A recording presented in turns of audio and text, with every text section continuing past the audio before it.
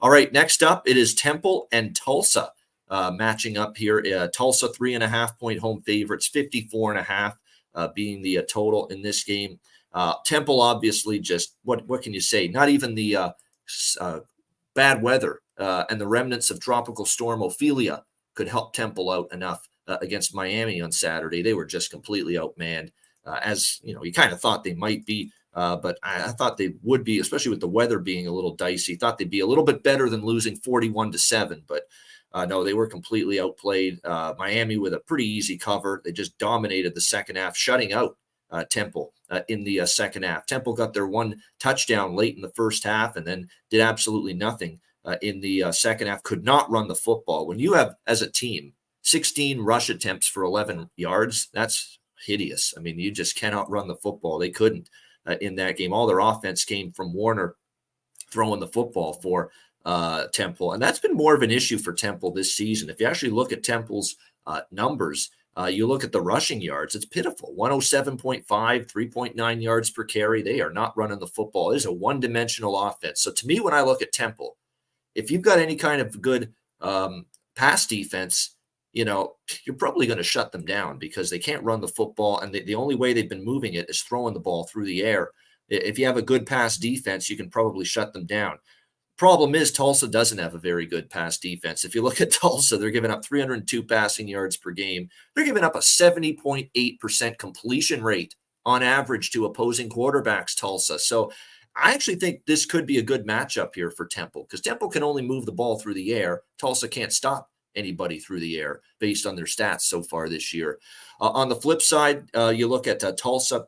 Coming into this game, they're off a big win on the road at Northern Illinois, 22-14. Big bounce back from them. They got steamrolled by Oklahoma the week before that. They have, of course, Cardell Williams at quarterback because they've had injury issues with Braylon Braxton, the guy that was supposed to be the number one quarterback for Tulsa. And look, he's a work in progress here, Cardell Williams, and certainly 8 for 20, 40% completions. It's not like he was great throwing the ball, 2 interceptions, so he's definitely a work in progress. The good news is Tulsa was able to get 179 rushing yards in that game against Northern Illinois in the victory. And if you look at this Temple Owls team, here is a matchup where their run defense giving up 195.2 rushing yards per game, 4.9 yards per carry. Tulsa should be able to move the ball on the ground, even if Cardell Williams is back at quarterback and he's still trying to improve as a pocket passer. They've still got that ability to run against a bad Temple run defense. So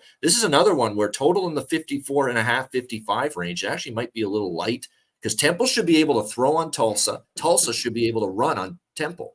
That's the way I see this matchup here. So I definitely would lean to this game going over the total. I think at above a field goal, I lean to the points here with Temple.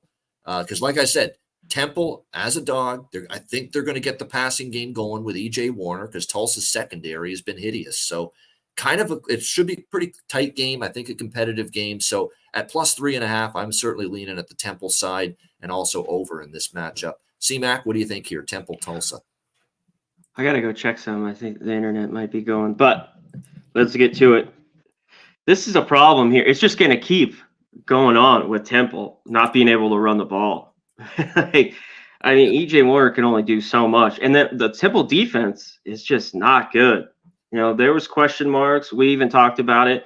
Miami went down there and took care of him easy. And this is bad Temple team. Flip side, though, last week I thought there's no way. I was a little shocked Northern Illinois was favorites against even Tulsa, in that game last week. And it was pretty close, though. Like you mentioned, both teams had turnovers, looked sloppy. They both had about the same amount of yards in the game. They should just run it here. Tulsa, run. And you mentioned a guy like Williams. I don't know how much throwing he's going to do. And he didn't look great, 100 yards, 2 picks. I hate to say it. I just don't want to lay more than a field goal here with Tulsa. I'd lean to them a little bit, here 3.5. I'll be right back. There we go. Conor checking his internet connection, making sure it's all good. I do want to mention, the over 2 interests me. Like I said, Temple plus the points. And look, there has been money coming in on Temple. Tulsa opened minus 4.5 in this game. They're down to 3.5 point home favorites right now. So there has been some money on the Temple side. And I think they see what I see.